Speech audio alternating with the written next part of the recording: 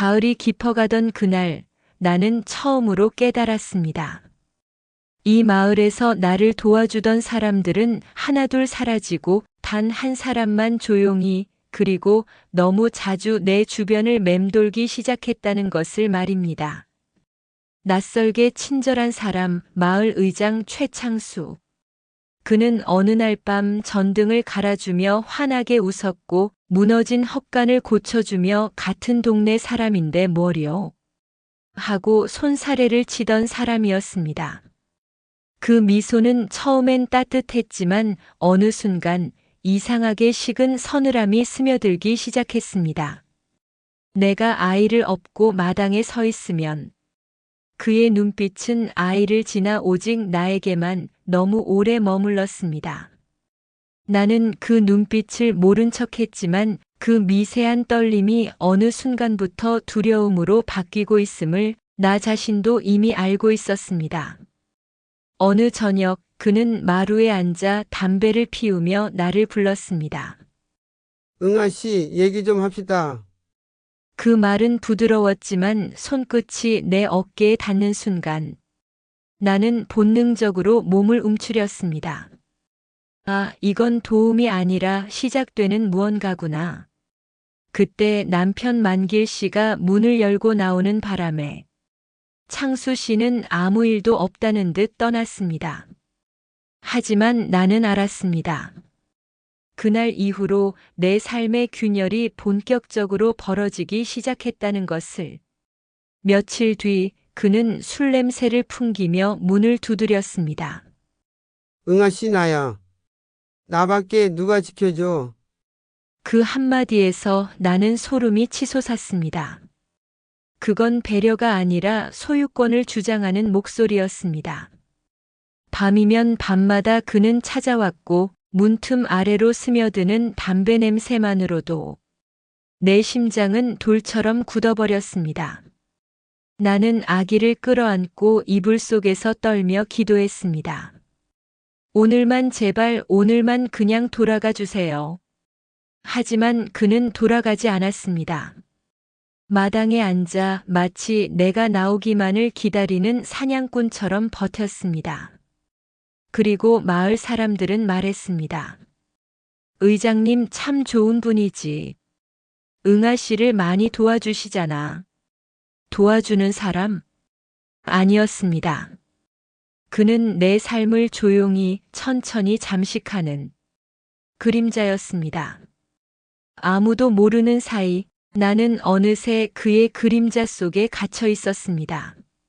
날아오르려 날개를 퍼덕일수록 덫은 더 깊게 조여왔습니다. 그리고 어느 밤 창문이 흔들리고 바람 속에서 아이 울음이 겹쳐 들리던 그날, 문을 두드리는 두 번의 소리가 마치 심장을 내리찍는 것처럼 울렸습니다. 응아 씨, 문 열어요. 나야. 그 목소리 하나로 내 세계는 서서히 그리고 조용히 무너져 내리기 시작했습니다. 안녕하세요. 제 이름은 응아입니다. 올해 22살 베트남의 작은 시골 마을에서 태어나고 자랐습니다. 사람들은 내 피부가 희다고 말했고 나는 늘 단발머리를 하고 다녔습니다. 키는 160cm쯤, 몸은 여린 편이어서 바람만 불어도 흔들릴 것 같다는 소리를 종종 들었습니다. 우리 집은 가난했습니다. 형제 자매가 많아 밥상 앞은 늘 북적였지만 늘 배고픔을 달래야 했습니다. 학교는 초등학교까지만 다녔고 그마저도 자주 빠졌습니다. 책상에 앉아 글자를 익히는 것보다 밭에서 흙을 뒤집고 동생들의 손을 잡아주는 일이 더 중요했으니까요. 그런 내게 어느 날 친척을 통해 뜻밖의 이야기가 전해졌습니다. 응아야, 한국이라는 나라 알아? 거기서 결혼하면 가족들 살림살이가 나아진대. 24살 많은 남자라는데 착하고 성실하다더라. 처음엔 두려움이 컸습니다. 얼굴도 모르는 남자와 그것도 바다 건너 낯선 나라에서 살아간다는 것이. 하지만 가난이 주는 무게는 어린 나에게 선택지를 주지 않았습니다. 내 앞에 놓인 길은 단 하나뿐이었습니다. 가족을 위해 떠나는 것. 비행기를 타고 한국에 도착한 날, 나는 차가운 바람에 몸을 움츠렸습니다. 베트남에서는 느껴본 적 없는 싸늘한 기운이 뺨을 스쳤습니다. 춥다 나도 모르게 작은 목소리가 새어나왔습니다. 그때 마중을 나온 남자가 내 앞에 섰습니다.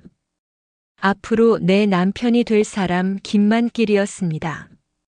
그는 내 아버지 또래처럼 보였고 세월의 흔적이 얼굴 가득 묻어 있었습니다. 순간 심장이 덜컥 내려앉았습니다. 하지만 그의 눈빛은 생각보다 부드러웠습니다. 응아 맞지요? 잘 왔습니다. 그가 서툰 미소를 지으며 내 손에서 캐리어를 받아들였습니다. 나는 부끄럽고 떨리는 마음에 고개를 숙이며 대답했습니다. 네, 응아예요. 그날 밤 낯선 언어와 풍경 속에서 나는 다시 마음을 다잡았습니다. 이 사람만 믿고 살아가야 한다. 가족을 위해서라도 잘해야 한다. 경상북도의 작은 마을 비포장 흘길을 따라 차가 덜컹이며 달렸습니다. 창밖으로는 논과 밭이 끝없이 펼쳐져 있었고 하늘은 낮게 깔려 어쩐지 더 황량해 보였습니다. 고향과 비슷한 듯 하지만 참 다르다. 나는 스스로 속으로 중얼거렸습니다. 집에 도착하자 마당에 닭들이 우르르 달려나왔습니다. 그 순간 이유 없이 눈물이 고였습니다. 아마 낯선 땅에서 고향의 그림자를 본 듯 했기 때문일 겁니다. 결혼식은 소박하게 치러졌습니다. 마을 어르신들과 몇몇 친척들이 모였고 모두가 호기심 어린 눈길을 내게 던졌습니다.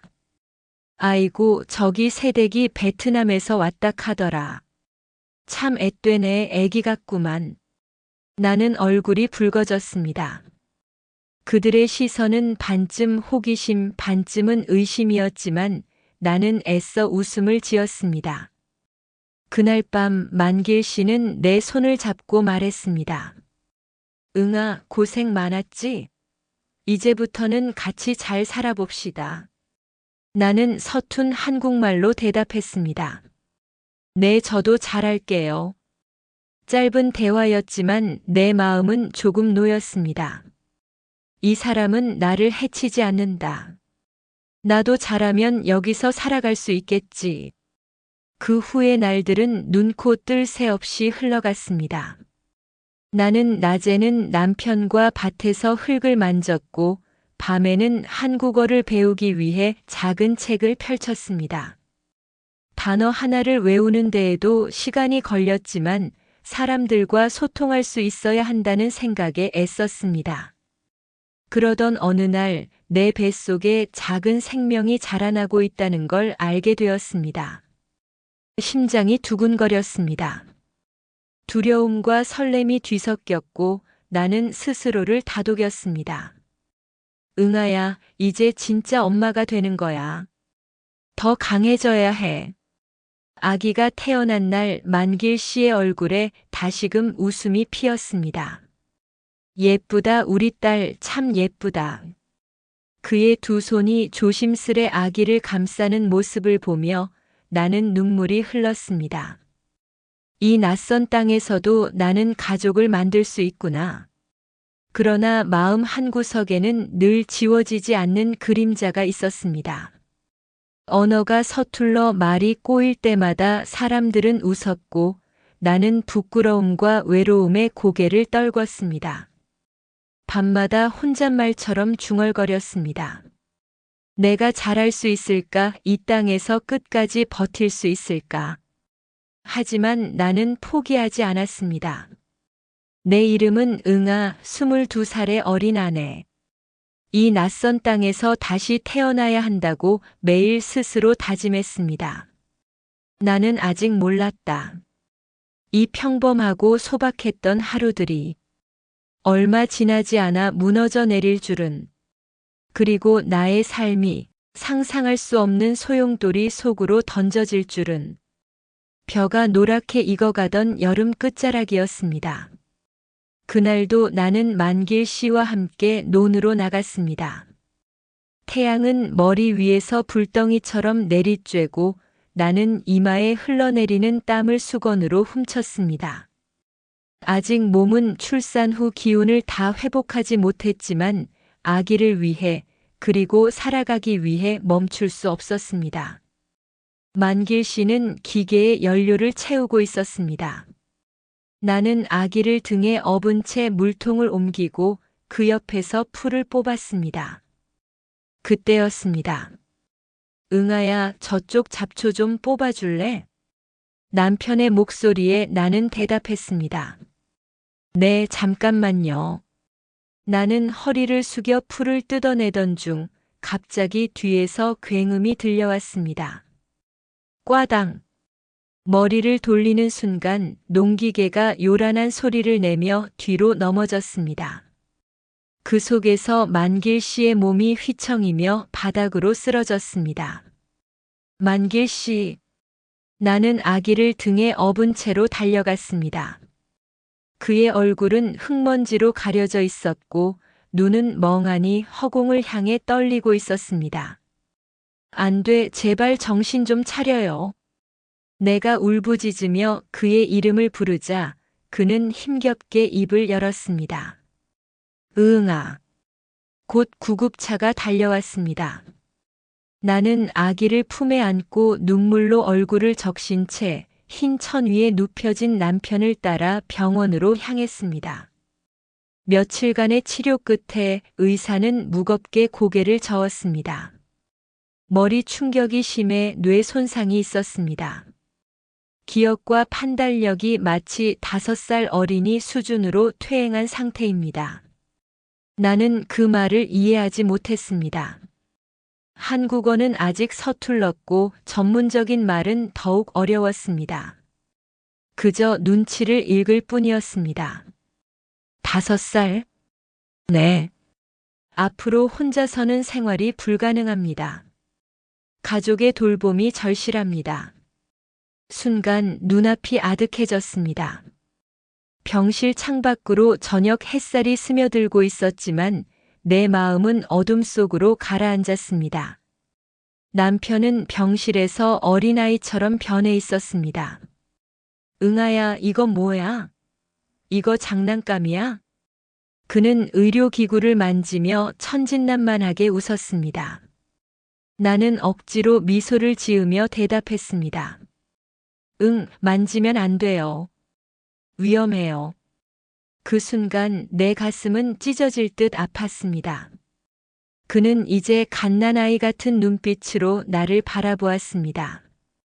퇴원 후 집으로 돌아왔을 때 나는 현실이 더 가혹하다는 것을 알게 되었습니다. 낮에는 아기를 돌보고 밭일을 해야 했습니다. 밤에는 5살의 지력으로 변해버린 남편을 지켜야 했습니다. 응아야, 나 배고파. 응아야, 나 무서워. 같이 있어줘. 나는 하루에도 수십 번씩 그의 부름에 달려가야 했습니다. 아기는 울고 남편은 칭얼대고 나는 2손 2발이 모자랐습니다. 머리카락이 쭉 빠지는 게 손끝에서 느껴졌습니다. 다행히 마을 사람들은 처음에는 많은 도움을 주었습니다. 아주머니들은 반찬을 나눠주고 젊은 청년들은 농사일을 거들었습니다. 세댁 힘내. 애기도 있고 얼마나 고생이 많겠노. 그 따뜻한 말에 나는 눈물이 핑 돌았습니다. 하지만 시간이 지날수록 발걸음은 줄어들었습니다. 모두에게도 자기 삶이 있었으니까요. 그리고 언제부턴가 집을 찾아오는 발걸음은 단 한 사람의 것이 되었습니다. 마을 의장. 처음엔 나는 감사했습니다. 그는 늦은 저녁까지 집을 찾아와 고장난 문짝을 고쳐주고 무거운 짐을 들어주었습니다. 응아 씨, 이런 건 내가 해줄게. 혼자선 힘들잖아. 나는 허리를 숙여 인사했습니다. 정말 감사합니다. 하지만 시간이 지날수록 그의 눈빛이 달라지고 있음을 느꼈습니다. 내가 숟가락을 놓을 때마다, 내가 아기를 안고 서 있을 때마다 그의 시선은 묘하게 나를 따라왔습니다. 어느 날 저녁, 그는 담배 연기를 내뿜으며 내게 손짓했습니다. 여기 앉아요. 같이 얘기 좀 합시다. 나는 망설였지만 결국 그의 옆에 앉았습니다. 나 혼자서 감당할 수 없는 일들이 너무 많았기 때문이었습니다. 그 순간 그의 손이 내 어깨를 감싸왔습니다. 순간 나는 몸을 움찔하며 밀쳐냈습니다. 안 돼요. 의장님. 나는 떨리는 목소리로 말했습니다. 그때 마루 안쪽에서 방문이 열리며 만길 씨가 나타났습니다. 누나 뭐해? 나도 놀래. 순간 의장은 손을 거두며 자리에서 일어났습니다. 내가 너무 늦게 왔네. 이만 가보지. 나는 그제야 가슴을 진정시키며 숨을 몰아쉬었습니다. 그날 이후 나는 더 이상 마음 편히 잠들 수 없었습니다. 아기 울음소리에 가슴이 철렁하고 문 두드리는 소리에 온몸이 굳어버렸습니다. 밤마다 중얼거렸습니다. 나는 어디까지 버틸 수 있을까? 이 무게를 혼자 짊어지고 살아갈 수 있을까? 나는 아직도 믿고 싶었다. 이 모든 고통이 잠시의 시련일 뿐이라고. 그러나 내 앞에 기다리고 있던 것은 더 깊은 어둠과 더 큰 두려움이었다. 가을이 깊어가던 어느 날 나는 작은 변화를 느꼈습니다. 예전엔 집으로 찾아와 돕던 청년들의 발걸음이 줄어들더니 이제는 거의 오지 않았습니다. 애 보느라 힘들죠? 하고 밥을 챙겨주던 아주머니들도 차츰 발길을 끊었습니다. 대신 오직 한 사람만이 남았습니다. 마을 의장 최창수. 처음에는 그가 고마웠습니다. 밤늦게까지 집에 들러 전등을 갈아주고 무너진 헛간 기둥을 세워주고 무거운 벼 자루를 대신 날라주었습니다. 나는 허리를 깊숙이 굽히며 인사했습니다. 정말 감사합니다, 의장님. 저 혼자서는 할 수 없는 일들이라. 그는 손사래를 치며 웃었습니다. 고마울 게 뭐 있어. 다 같은 동네 사람인데 그 말이 따뜻하게 들렸습니다. 나는 그에게 의지하기 시작했습니다. 밤마다 눈물이 쏟아져도 그래도 누군가 내 옆에 있어준다는 생각에 버틸 수 있었습니다. 하지만 언젠가부터 그의 눈빛이 달라졌습니다. 내가 아이를 업고 마당에 서 있으면 그의 시선은 아이가 아니라 나에게만 머물렀습니다. 나는 그 눈빛이 무섭다는 걸 알면서도 애써 모른 척했습니다. 그의 도움 없이는 당장 내일의 농사도 내일의 끼니도 막막했기 때문입니다. 어느 저녁 창수 씨가 마루에 앉아 담배를 피우며 나를 불렀습니다. 응아 씨 여기 앉아요. 얘기 좀 합시다. 나는 긴장한 채 옆에 앉았습니다. 혼자 힘들지? 애도 보고 남편도 돌보고. 네. 하지만 버틸 수 있어요. 내가 있으니 걱정 마. 내가 다 도와줄 테니까. 그 순간 그의 손이 내 어깨에 닿았습니다. 나는 깜짝 놀라 몸을 움츠리며 밀어냈습니다. 안 돼요, 의장님, 이러시면 안 돼요. 그는 잠시 미소를 지으며 담배를 비벼 껐습니다. 겁낼 것 없어. 내가 다 책임져 줄 텐데. 그때 방 안에서 만길 씨의 부르는 소리가 들려왔어요. 누나, 누나. 내 심장은 철렁 내려앉았습니다. 창수 씨는 무거운 침묵을 깨고 자리에서 일어났습니다. 너무 늦었어. 가볼세. 그리고는 담담히 집을 나섰습니다. 나는 그날 밤 한숨도 잘 수 없었습니다. 문틈에서 스며드는 바람 소리에조차 몸이 떨렸습니다. 며칠 뒤 창수 씨는 다시 찾아왔습니다. 이번엔 술에 취한 듯 얼굴이 붉었습니다. 응아 씨, 내가 있잖아. 다 괜찮아. 나는 문 앞에서 두 손으로 막아섰습니다. 지금은 안 돼요. 아기 자고 있어요. 그는 나를 뚫어지게 보더니 낮게 중얼거렸습니다. 응아 씨가 원래 이 마을에 혼자 왔잖아. 누가 지켜줄 수 있겠어? 나 아니면. 순간 등골이 오싹해졌습니다. 그 말은 은혜의 말이 아니라 협박이었습니다. 나는 더 이상 도망칠 곳이 없음을 직감했습니다. 그 후로도 그는 밤마다 찾아왔습니다. 문을 두드리는 소리가 들릴 때마다 심장이 철렁 내려앉았습니다. 아기를 끌어안고 이불 속에서 떨며 속삭였습니다. 제발 오늘은 그냥 돌아가 주세요. 제발. 그러나 그는 돌아가지 않았습니다. 집 마당에 앉아 담배를 피우며 마치 내가 나오기를 기다리는 듯 버티곤 했습니다. 마을 사람들은 여전히 그를 칭찬했습니다. 의장님이 참 좋은 분이지. 새댁 없었으면 어떻게 했겠노? 나는 억지 웃음을 지으며 대답했습니다. 네, 정말 고마운 분이에요. 그러나 마음속에서는 목이 졸리는 듯 답답함이 밀려왔습니다. 아무도 내 두려움을 알아채지 못했습니다. 아니, 어쩌면 모두가 모른 척 했을지도 모릅니다. 의장이 어떤 눈빛으로 나를 바라보는지 그 불편한 기류를 알면서도 말입니다. 밤이 깊어질수록 그의 그림자는 더 짙어졌습니다. 내 삶은 마치 덫에 걸린 새 같았습니다. 날개를 퍼덕여도 벗어날 수 없는 사냥꾼의 손길이 점점 다가오고 있었습니다. 나는 속으로 끊임없이 자문했습니다. 내가 잘못한 걸까? 내가 무언가를 잘못해서 이런 일이 생긴 걸까? 그러나 대답은 오직 하나였습니다.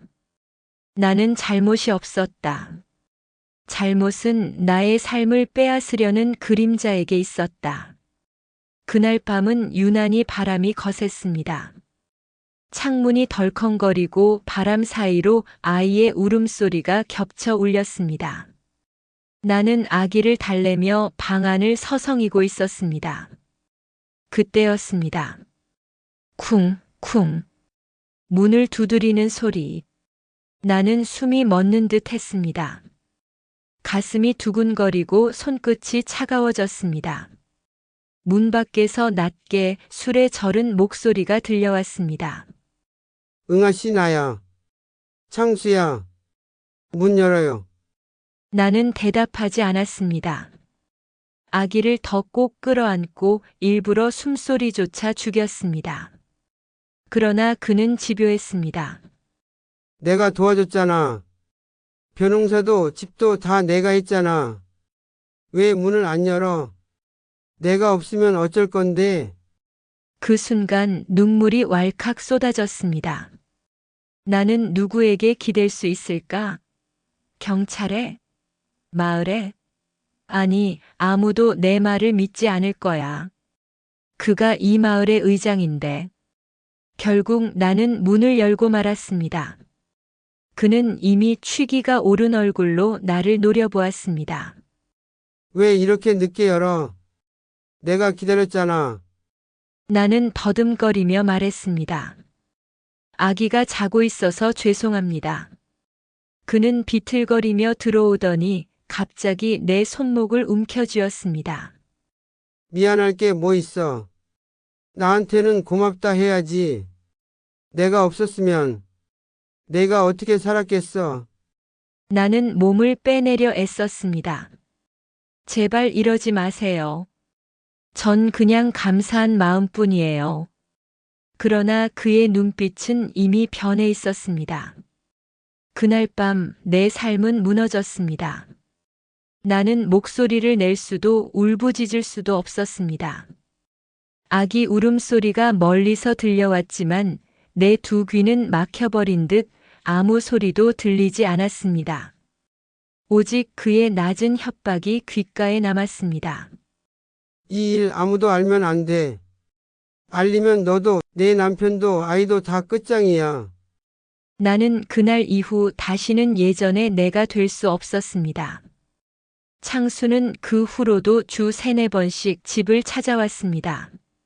나는 거부할 힘조차 잃었습니다. 그가 집에 들어설 때마다 내 손발은 얼어붙었고 몸은 돌처럼 굳었습니다. 나는 매번 속으로 중얼거렸습니다. 오늘만 견디면 된다. 하지만 그 오늘은 끝없이 이어졌습니다. 아이를 안을 때도 남편을 부를 때도 내 마음은 늘 두려움에 잠식돼 있었습니다. 거울 속의 나는 더 이상 예전의 응아가 아니었습니다. 창백한 얼굴, 마른 입술, 초점 잃은 눈동자. 남편 만길 씨는 5살 아이의 눈으로 나를 보며 물었습니다. 누나 왜 울어? 누나 아파? 나는 억지로 웃음을 지으며 대답했습니다. 아니야, 누나 괜찮아. 그러나 속으로는 무너져 있었습니다. 주변 사람들은 오히려 내게 말을 걸었습니다. 응아 씨, 요즘 얼굴이 왜 그래? 어디 아픈 건 아니지? 나는 억지 웃음을 지으며 대답했습니다. 괜찮아요. 그냥 조금 피곤해서요. 아무도 내가 겪는 공포를 몰랐습니다. 아니, 혹시 짐작하고도 입을 닫은 것일까요? 그의 권력 앞에서 모두가 눈을 감았을 뿐일까요? 어느 날 밤 창수는 거실 소파에 앉아 담배를 피우며 내 어깨를 움켜쥐었습니다. 나는 떨리는 목소리로 속삭였습니다. 제발 이제 그만하세요. 부탁이에요. 그는 비웃듯 중얼거렸습니다. 그만. 지금 와서 응아 씨 나 없으면 어떻게 살 건데? 내가 한국에 와서 이렇게 살 수 있는 것도 다 나 덕분이야. 그러니 잊지 마. 넌 내 거야. 그 말이 내 심장을 찔렀습니다. 나는 그 순간 절망 속에서 꺾여버렸습니다. 나는 스스로를 잃어갔습니다. 내 목소리, 내 웃음, 내 살. 모두 최창수라는 이름 아래 짓밟혀 사라져갔습니다. 내 안에는 오직 두려움과 공포만이 남았습니다. 그날 밤 다시 최창수가 내 집을 찾아왔습니다. 문을 두드리는 소리가 낮고 무겁게 울렸습니다. 나는 순간 심장이 목까지 치받는 듯 두려웠습니다. 응아 씨 오늘은 얘기 좀 더 하고 갑시다. 아이는 자고 있겠지? 술 냄새가 그의 숨결마다 흘러나왔습니다.